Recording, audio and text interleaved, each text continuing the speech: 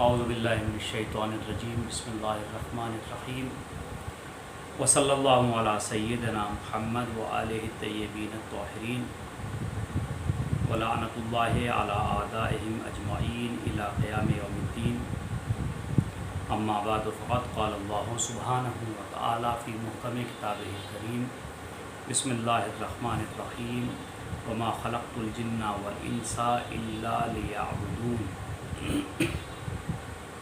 عزیزان گرامی قدر، گزشتہ تقریر میں بھی اسی آیت کے ذیل میں کچھ گزارشات آپ حضرات کی خدمت میں پیش کی تھی۔ اس بار پھر انشاءاللہ اس آیت کے ذیل میں کچھ گزارشات آپ حضرات کی خدمت میں پیش کرنا ہے۔ قرآن مجید کا 51واں سورہ اور اس کی 56ویں آیت، جس میں پروردگار عالم انسان کے مقصد حیات کا اعلان کر رہا ہے کہ میں نے انسان کو عبادت کے لیے پیدا کیا ہے۔ کائنات میں کوئی شے ایسی نہیں ہے کہ جسے اللہ نے بغیر مقصد کے پیدا کیا۔ جتنے بھی وجود پائے جاتے ہیں اس کائنات میں، ان کی تخلیق کا کوئی نہ کوئی مقصد ضرور ہے۔ پتھروں کی تخلیق کا مقصد، درختوں کی تخلیق کا مقصد، انسانوں کو اللہ نے کیوں پیدا کیا، جانوروں کو اللہ نے کیوں پیدا کیا۔ وجود 4 ہی پائے جاتے ہیں: جمادات، نباتات، حیوانات اور انسان۔ اللہ نے پتھروں کو پیدا کیا۔ پتھر کے اندر لمبائی چوڑائی پائی جاتی ہے، جگہ کو گھیرتا ہے، لیکن بڑھنے کی صلاحیت اس میں نہیں پائی جاتی۔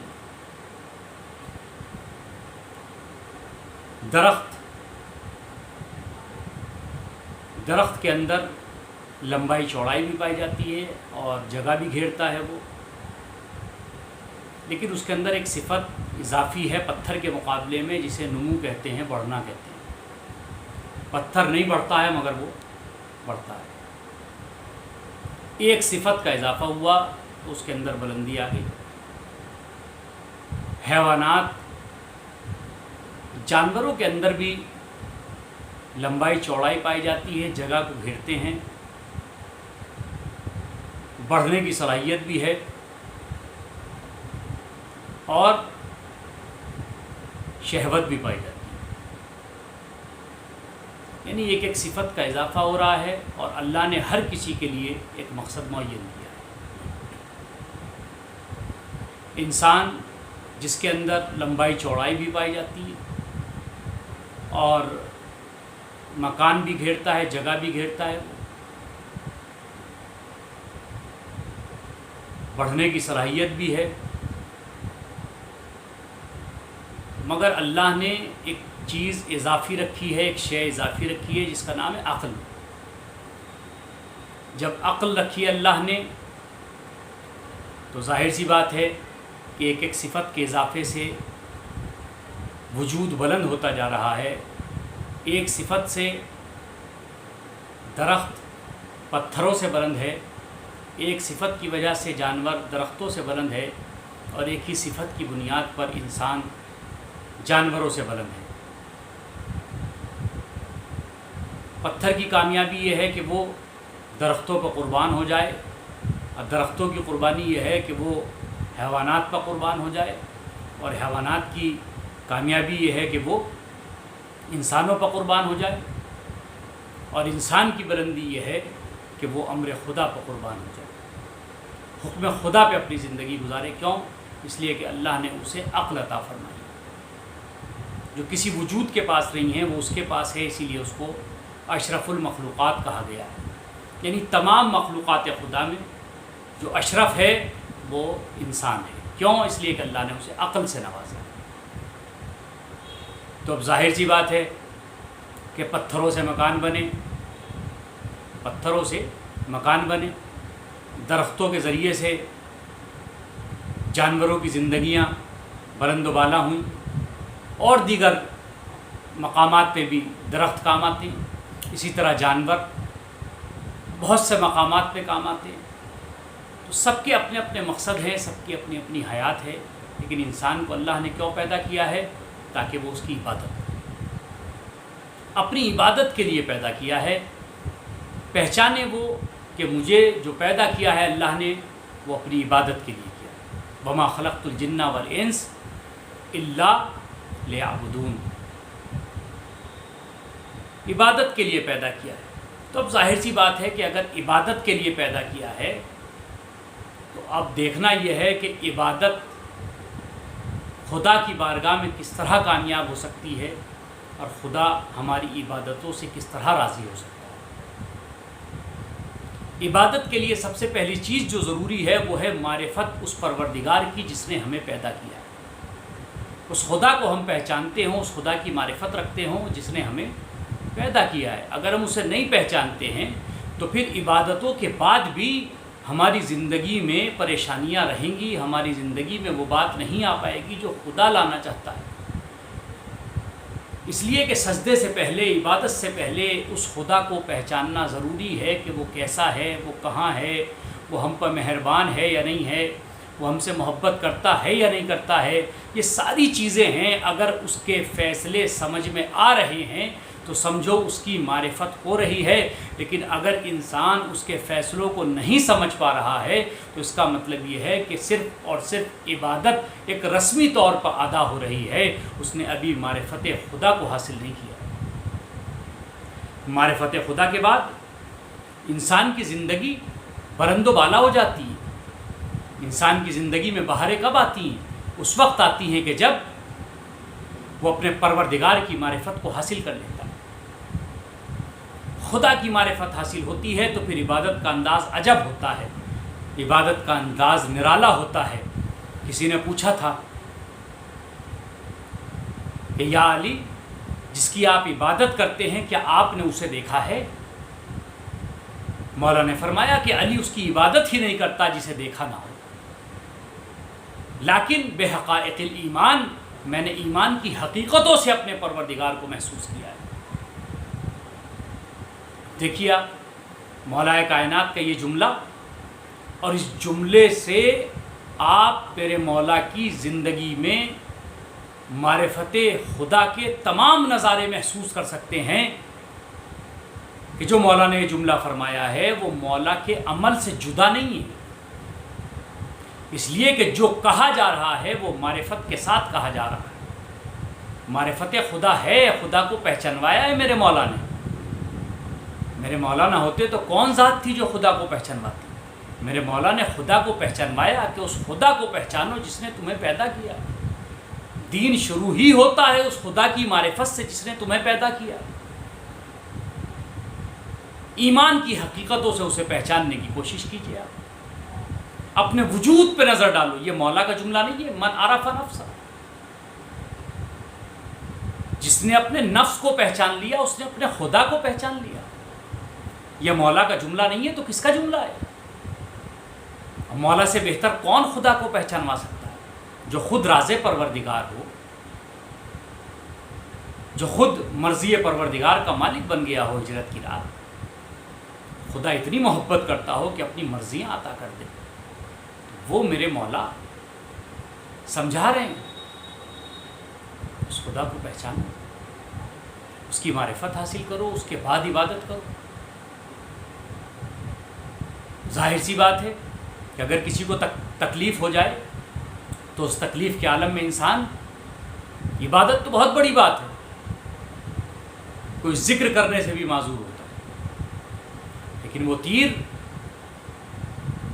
جو مولا کائنات علی ابن ابی طالب علیہ السلام کے قدم مبارک میں لگا ہوا تھا، ہلاتے تھے تو درد ہوتا تھا شدید. پیغمبر کے پاس آئے اور آنے کے بعد کہا یا رسول اللہ، مولا کے قدم مبارک میں تیر لگا. کہا کہ جب علی مسلح پہ چلے جائیں تو تیر نکال لیں. دیکھیے جب انسان خدا کی بارگاہ میں ہوتا ہے، اس کی بارگاہ میں چلا جاتا ہے، اپنے آپ کو خدا کے سپرد کر دیتا ہے، تو پھر دنیا کی کوئی تکلیف اس کے لیے تکلیف نہیں ہوتی ہے. کتنے عبادت گزار ہیں جو نمازیں پڑھتے ہیں مگر ان کے ذہنوں میں دنیا کے خیال آتے رہتے ہیں. یہ بے معرفتی کا نتیجہ ہے۔ اگر معرفت نہ ہو تو انسان نماز میں دنیا کے بارے میں سوچتا ہے، اور اگر معرفت پروردگار مکمل ہو جائے تو پیر سے تیر نکال لیا جاتا ہے، پتہ نہیں لگتا۔ اس خدا کو پہچانو، اپنے وجود پہ نظر کرو اور اپنے مالک تک پہنچو، اپنے پروردگار تک پہنچو۔ یہ وجود کس نے عطا کیا ہے؟ کون ہے اس وجود کا دینے والا؟ اس وجود پہ غور کرو گے تو تمہیں خدا کی معرفت ہو جائے گی، اور جب خدا کی معرفت ہو جائے گی تو پھر تمہیں سجدہ کرنے میں جو لطف آئے گا اس کو تم خود محسوس کر سکو گے کہ تم نے جب خدا کو پہچان لیا ہے تو پھر اس کی عبادت کتنی آسان ہے۔ آپ سمجھتے ہیں کہ آپ اپنی مرضی سے بول رہے ہیں، ٹھیک ہے، اختیاری صورت ہے انسان کا بولنا، وہ ارادہ کرتا ہے تو وہ بولتا ہے، وہ اپنے ہاتھوں سے کوئی کام کرتا ہے تو ارادہ کرتا ہے تو کرتا ہے، اپنے ارادے سے کچھ دیکھتا ہے تو دیکھتا ہے، دیکھ لیتا ہے، اپنے ارادے سے سونگتا ہے تو سونگ لیتا ہے، اپنے ارادے سے سننا چاہتا ہے تو کوئی چیز سن لیتا ہے۔ اپنے وجود پہ نظر کرو، کبھی غور کیا آپ نے کہ آپ سو جاتے ہیں، آپ کی سانسوں کو کون چلاتا ہے؟ میرے ایک اسی سوال کا اگر آپ جواب دے دیں اور خدا کو محسوس نہ کر سکیں تو پھر سوچنا پڑے گا کہ آپ کے پاس عقل ہے یا نہیں ہے، آپ نے عقل کو استعمال کیا ہے کہ نہیں ہے۔ بتائیے کون سی ذات ہے وہ کہ جو آپ کی سانسوں کو چلا رہی ہے؟ سانس کا ایک بار باہر آنا ایک نعمت ہے، اور سانس کا ایک بار واپس جانا دوسری نعمت ہے۔ کون سی ذات ہے کہ جو تمہارا اتنا خیال رکھے ہوئے ہے کہ تم اپنے کام میں مصروف ہو، وہ تمہاری سانسوں کو چلا رہا ہے، تم سو رہے ہو، وہ تمہاری سانسوں کو چلا رہا ہے۔ بتاؤ تمہارے دل کو کون دھڑکا رہا ہے؟ یہ دھڑکن کس نے عطا کی ہے؟ کون سی ذات ہے وہ جس نے تمہارے وجود میں اس دھڑکن کو عطا کیا اور اس دھڑکن کو باقی رکھے ہوئے ہے؟ تم جاگتے رہتے ہو، دل دھڑکتا رہتا ہے، تم سوتے رہتے ہو، دل دھڑکتا رہتا ہے۔ کون سی ذات ہے جو تمہارے دل کو دھڑکا رہی ہے؟ تمہارے جسم میں خون رواں دوا ہے، کون سی ذات ہے جو اس نظام کو چلا رہی ہے؟ کبھی غور کرنا کہ اگر کوئی ذات نہ ملے، کہ دنیا کی کوئی ذات نہیں ہے جو تمہاری سانسوں کو چلا سکے، تمہارے دل کو دھڑکا سکے، تمہارے خون کے دوران کو مسلسل کر سکے، تو سوچو وہ خدا کی ذات ہے جس نے تمہیں زندگی عطا کی ہے، جس نے تمہیں پیدا کیا ہے، جو تمہارا مالک ہے، جو تمہاری سانسوں کو چلا رہا ہے، جو تمہارے دل کو دھڑکا رہا ہے۔ تو اب سجدہ کرو کہ پروردگار تو نے سانسیں عطا کی ہیں، تو سجدوں کے لائق ہے، تو نے زندگی عطا کی ہے، تو سجدوں کے لائق ہے، تو نے اس لائق بنایا ہے کہ تیری بارگاہ میں آ۔ اور یاد رکھو، کبھی سجدہ کر کے اکڑ نہ جانا، کبھی نمازیں پڑھ کے، دعائیں پڑھ کے کبھی اکڑ نہ جانا کہ یہ ہماری طاقت ہے جو ہم کر رہے ہیں۔ نہیں، یہ بھی خدا کا انعام ہے، خدا کا لطف و کرم ہے کہ اس نے ہمیں اس لائق بنایا ہے کہ ہم اس کا ذکر کریں، اس کا شکر کرتے رہو۔ جب سجدے میں جاؤ تو اس کا شکر ادا کرو، پروردگار یہ میری طاقت نہیں ہے کہ جو میں سجدہ کر رہا ہوں، تو زندگی نہ دیتا تو میں سجدہ کہاں سے کرتا، اور تو توفیق نہ دیتا تو میں اس مصلی تک کیسے آتا، تو پیشانی نہ دیتا تو میں سجدہ کیسے کرتا، تو زبان نہ دیتا تو میں ذکر الہی کیسے کرتا، تو کان نہ دیتا تو میں تیرے ذکر کو سنتا کیسے، تو قدم نہ دیتا تو میں مسجدوں تک جاتا کیسے، تو زبان نہ دیتا تو تیرا ذکر کیسے کرتا، تو صحت نہ دیتا تو تیری بارگاہ میں قیام کیسے کرتا۔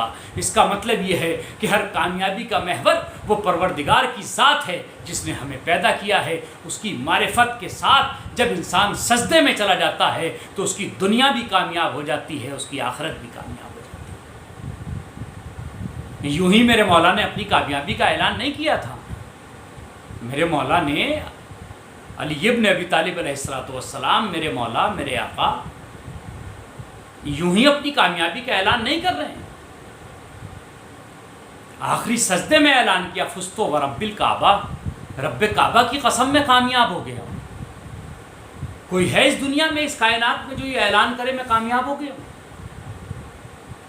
بتائیے آپ مجھے، کوئی ہے ایسا انسان جو اپنی کامیابی کا اعلان کرے؟ بہت مشکل ہے، ناممکن ہے کہ کوئی اپنی کامیابی کا اعلان کرے۔ میں تو کہتا ہوں کہ ایک دن پورا کامیاب گزارنا بہت مشکل ہے انسان کے لیے۔ ایک ہی دن کہہ دے کہ میں نے آج پورا دن کامیاب گزار لیا، بہت بڑی بات ہے۔ کیا پوری زندگی کوئی کہہ سکتا ہے کہ میں کامیاب ہو گیا؟ معیار کامیابی کیا ہے؟ دنیا کامیابی کسے سمجھتی ہے اور مولا کائنات کامیابی کسے سمجھتے ہیں؟ کبھی غور کیا آپ نے؟ دنیا کی نظر میں کامیابی کیا ہے؟ دنیا کی نظر میں کامیابی یہ ہے کہ آپ کے پاس دولت کتنی ہے، آپ کے پاس شہرت کتنی ہے، آپ کے تعلقات کتنے بلند ہیں، آپ کا عہدہ کتنا بڑا ہے، بلند ہے، اسے آپ کامیابی سمجھتے ہیں۔ جتنی بڑی گاڑی ہے اتنی بڑی کامیابی ہے، جتنا بڑا گھر ہے اتنی بڑی کامیابی ہے، جتنی زیادہ زمین ہے آپ کے پاس اتنی بڑی کامیابی ہے، آپ سمجھتے ہیں کامیاب ہو گئے۔ اور انسان نے اپنی زندگی کا محور اسے ہی بنا لیا ہے۔ بچے بہترین اسکول میں پڑھیں اور ہمارے پاس دنیا کی ساری چیزیں ہوں، زمین ہو، جائیداد ہو، دولت ہو، بس یہ ہماری کامیابی ہے، یہ کامیابی کا معیار ہے۔ مگر مولا کائنات کے یہاں کامیابی کا معیار یہ نہیں ہے۔ اب میں آپ سے ایک سوال کرتا ہوں، یہ وجود کیا ہے؟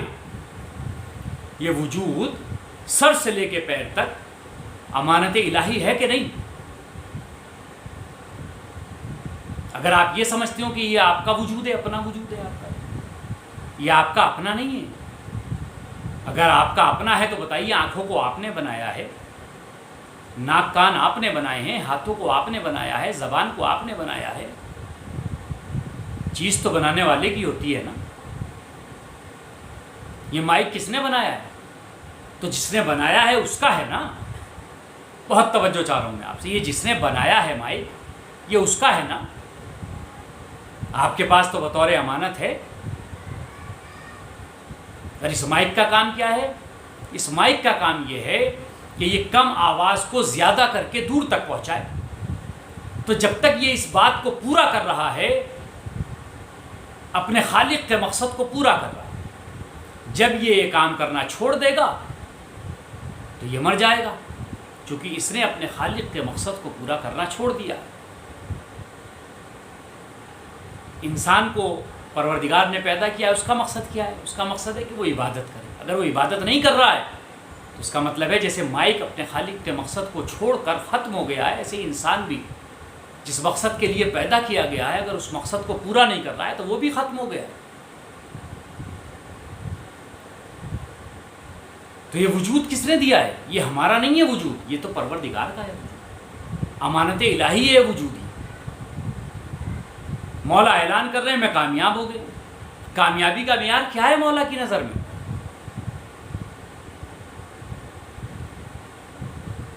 امانت دار کی نظر میں کامیابی کا معیار یہ ہے کہ جیسی امانت رکھوائی جائے ویسی ہی امانت واپس دے دی جائے، یہ کامیابی کا معیار ہے۔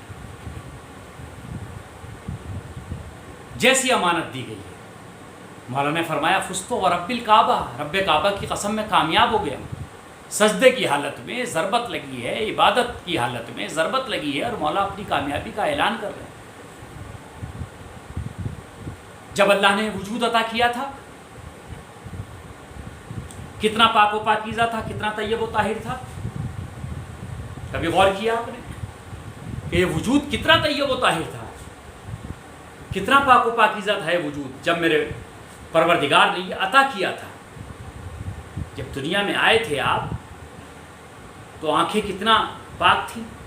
کہ ہر گناہ سے پاک تھی۔ کان کتنے پاک تھے؟ ہر گناہ سے پاک تھے۔ زبان کتنا پاک تھی؟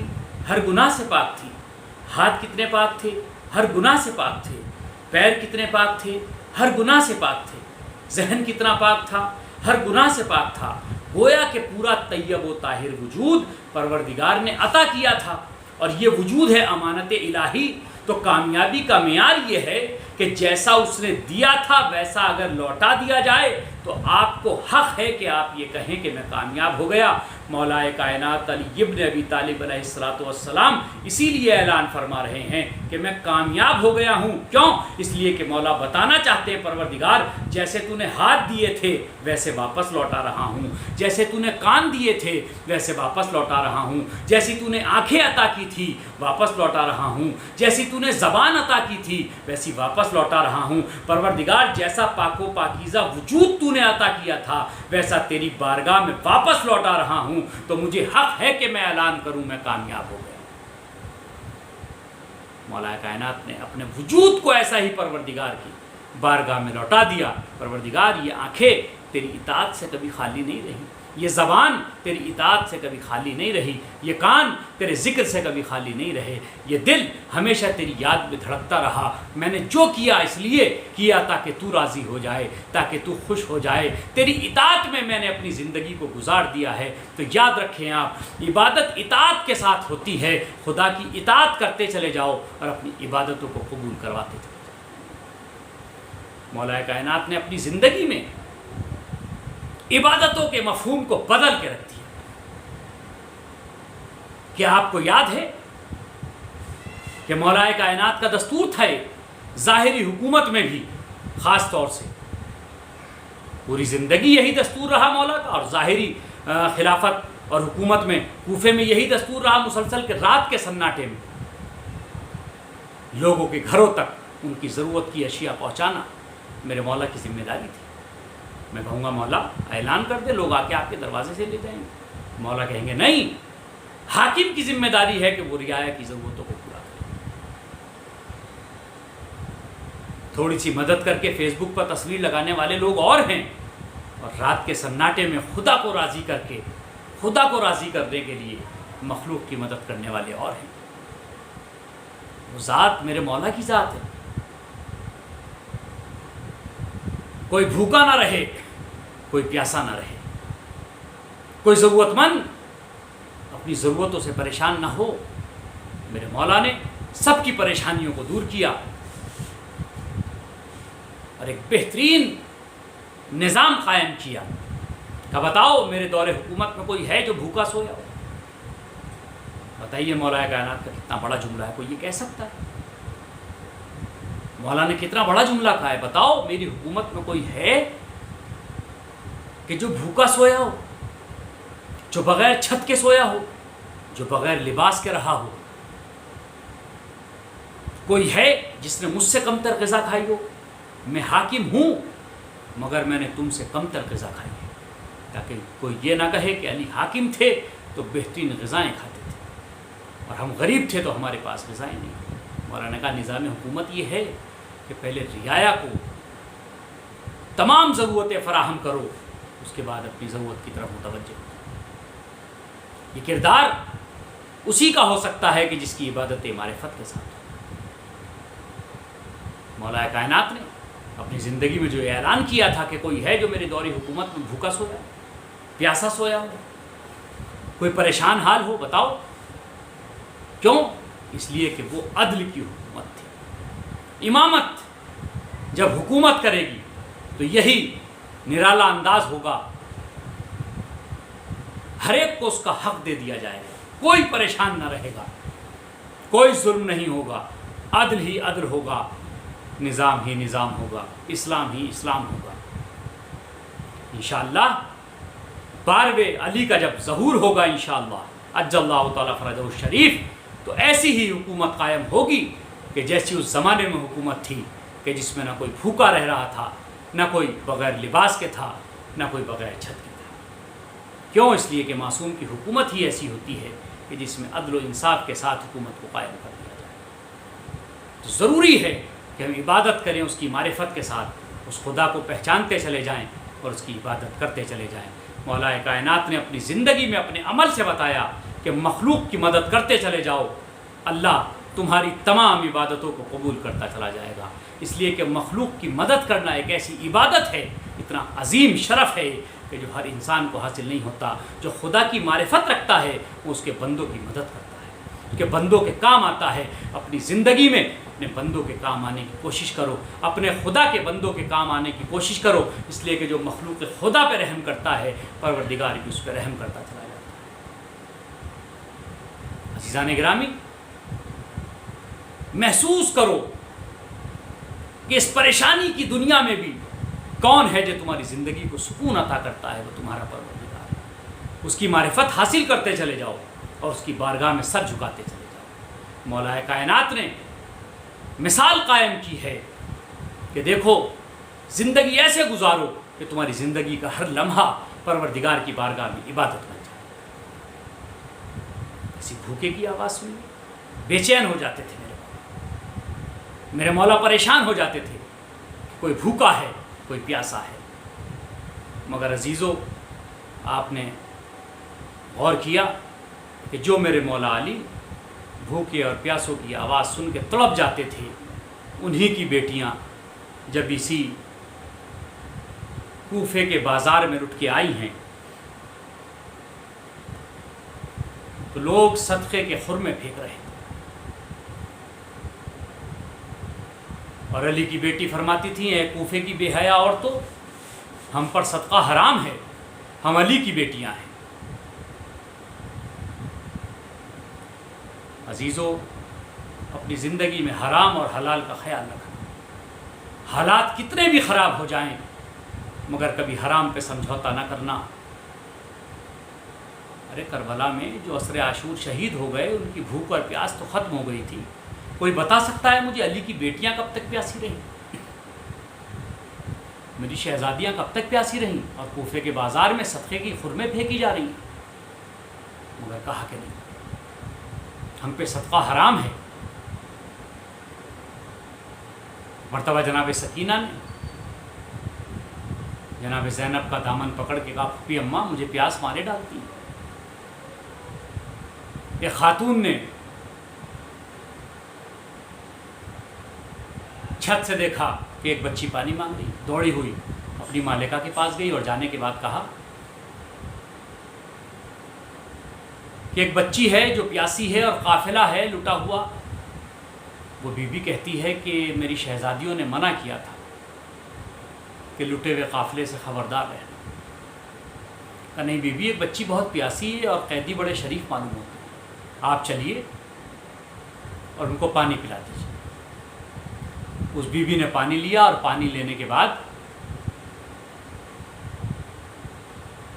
جناب زینب کے پاس آئی اور آنے کے بعد کہا لو یہ بچی بہت پیاسی ہے، اسے پانی پلا دو۔ جیسے ہی وہ پانی کا پیالہ آگے بڑھا، اس بی بی نے کہا کہ جب یہ بچی پانی پی لے تو اس سے کہنا کہ میرے حق میں 3 دعائیں کر دے۔ یہ جملہ سننا تھا کہ جناب زینب نے فرمایا سکینہ پہلے اس کے حق میں دعائیں کر دو، اس کے بعد اس پانی کو پی لینا۔ جناب سکینہ نے کہا بتا تیری دعا کیا ہے؟ کہنے لگی پہلی دعا تو میری یہ ہے کہ جیسے تم اسیر ہوئے ہو پروردگار میرے بچوں کو اس طرح اسیر نہ کرے۔ مرتبہ شہزادی سکینہ نے جلے ہوئے کرتے کے دامن کو اٹھایا اور اٹھانے کے بعد کہا پروردگار تجھے میری غربت کا واسطہ اس کے بچوں کو محفوظ رکھنا، اسیری سے اس کو محفوظ رکھنا۔ کا دوسری دعا تیری کیا ہے؟ کہ دوسری دعا میری یہ ہے کہ میرا شوہر پردیس گیا ہوا ہے، وہ خیریت سے واپس آ جائے۔ عزیزو، یہ اس کے سامنے بات کہی جا رہی ہے کہ جو اپنے والی و وارث کو کربلا میں کھو کے آ رہی ہیں، رباب بھی وہیں کھڑی ہیں۔ عزیزو، ایک مرتبہ جناب سکینہ نے ہاتھوں کو اٹھایا کہ پروردگار تجھے میری غربت کا واسطہ اس کے شوہر کو خیریت سے اس کے گھر پہنچا دے۔ تیسری دعا کیا ہے بی بی بتا؟ کہ تیسری دعا یہ ہے کہ مجھے جلد سے جلد مدینے جانا نصیب ہو، مدینے کا نام سننا تھا۔ سکینہ نے پھوپھی اماں کے بازو کو دبایا کہ پھوپھی اماں یہ کون ہے جو مدینے کا نام لے رہی ہے؟ مرتبہ جناب سکینہ نے پوچھا اے بی بی مدینے جا کے کیا کرو گی؟ کہ مدینے میں میرے آقا رہتے ہیں۔ کہ تمہارے آقا کہاں رہتے ہیں؟ کہ محلہ بنی ہاشم میں رہتے ہیں۔ کہ محلہ بنی ہاشم میں اور کون رہتا ہے؟ کہ میری شہزادیاں رہتی ہیں۔ کہ ان کے نام کیا ہیں؟ کہ بی بی استغفر اللہ، یہ نامحرموں کا مجمع اور میں اپنی بیویوں کا نام کیسے لے سکتی ہوں؟ کہا کہ اچھا یہ تو بتا سکتی ہو کہ وہ کس کی بیٹیاں ہیں؟ کہا کہ وہ علی کی بیٹیاں ہیں۔ کہ تو انہیں کیسے جانتی ہے؟ کہ انہوں نے مجھے قرآن پڑھایا ہے۔ مرتبہ جناب زینب نے کہا بی بی اگر انہیں دیکھے گی تو پہچان لے گی؟ کہ ہاں ہاں پہچان لوں گی۔ بس عزیزو، مرتبہ چہرے سے بالوں کو ہٹایا، آواز دی ام حبیبہ تو نے کہاں پہچانا؟ انا زینب الکبریٰ، میں ہی تو زینب کبریٰ ہوں، یہ حسین کی یتیم سکینہ، کربلا میں 3 دن کا پیاسا، میرے بھائی کو شہید کر دیا گیا، لٹا ہوا قافلہ کربلا سے کوفہ آیا ہے الہی بحق الزہرا و ابیہا و بالہا و بنیہا، معبود نوازو کو رحمت نازل فرما۔ پروردگار تیرے پیارے کے عزادار انہیں کوئی غم نہ دے سوائے غم اہل بیت کے۔ پروردگار تجھے مجلس عزا کا واسطہ، عشق عزا کا واسطہ، عالم انسانیت کو کرونا سے محفوظ فرما۔ پروردگار جو مومنین دنیا سے چلے گئے ان کی مغفرت فرما۔ پروردگار جو بیمار ہیں شفائے کاملہ عطا فرما۔ پروردگار جن مومنین نے مجلس کا اہتمام کیا ہے پروردگار ان کی تمام حاجات کو مکمل فرما۔ پروردگار سامعین حاضرین کی تمام حاجات کو مکمل فرما۔ پروردگار ہمارے گناہان صغیرہ و کبیرہ کو معاف فرما۔ پروردگار ہماری اس قلیل سی عبادت کو قبول فرما۔ پروردگار ہمارے امام کے ظہور میں تعجیل فرما، تعجیل فرما، تعجیل فرما۔